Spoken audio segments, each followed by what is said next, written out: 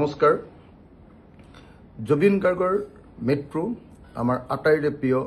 জুবিন গাৰ্গৰ মৃত্যু আজি 11 দিন পাৰ হবৰ হল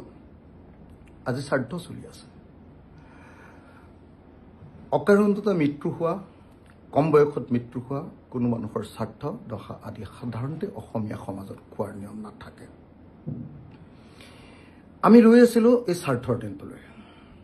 জুবিন গাৰ্গৰ ন্যায়ৰ কাৰণে প্ৰতিবাদ হ'ব মানুহ ওলাই আহিব এই বুলি ভাবি ৰৈ আছিল কিন্তু নাই ওলাই অহা নাই অজয় ফুকন আৰু ভিক্টৰ দাস ওলাবলৈ চেষ্টা কৰিছিল ৰাজনীতি কৰি চৰকাৰে তেওঁলোকক বন্দী কৰি পেলালে আৰু মানুহ তেওঁলোকৰ পক্ষত অৱস্থান লোৱা দেখা নাই পৰাগ দাসৰ মৃত্যুৰ সময়তো তেতিয়া মই সৰু আছিলো ডিগ্ৰীত পঢ়ি আছিলো এনেকুৱা হুলস্থুল লাগিছিলে পৰাগ দাসক হত্যা কৰোঁতে ব্যাপক প্ৰতিবাদ হৈছিলে কিন্তু তাৰ পাছত ফটুকাৰ ফেনত পৰিণত হ'ল মই দেখিছো যে জুবিন গাৰ্গৰ মৃত্যুৰ তদন্তৰ ঘটনাটো চৰকাৰে হিম শীতল ঘৰত যেন ভৰাই পেলাব খুজিছে কোল্ড ষ্টৰেজত যেন ভৰাই পেলাব খুজিছে তাৰ কাৰণে পূজাৰ সময়খিনিত মানুহক উপভোগ কৰিবৰ কাৰণে দীঘলীয়া সময় দিয়া হৈছে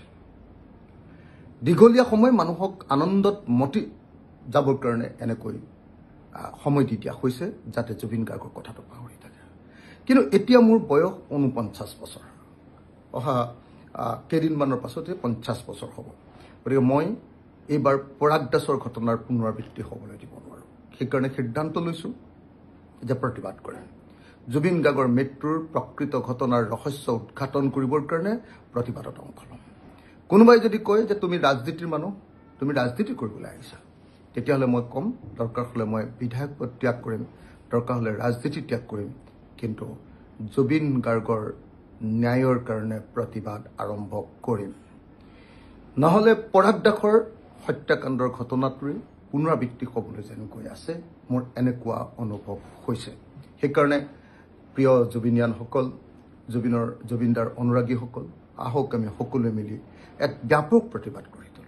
ব্যাপক প্ৰতিবাদৰ জৰিয়তে চৰকাৰক বাধ্য কৰোঁ যাতে জুবিন গাৰ্গক প্ৰকৃত ন্যায় দিয়া হয় মই আপোনালোক সকলোকে এই প্ৰতিবাদত অংশগ্ৰহণ কৰিবলৈ অনুৰোধ জনাইছোঁ কি প্ৰতিবাদ হ'ব লাগে তাৰ মতামত দিবৰ কাৰণে অনুৰোধ জনাইছোঁ আৰু কেনেকৈ প্ৰতিবাদ আগবঢ়াই যাব লাগে তাৰো মতামত দিবলৈ আগবঢ়াইছোঁ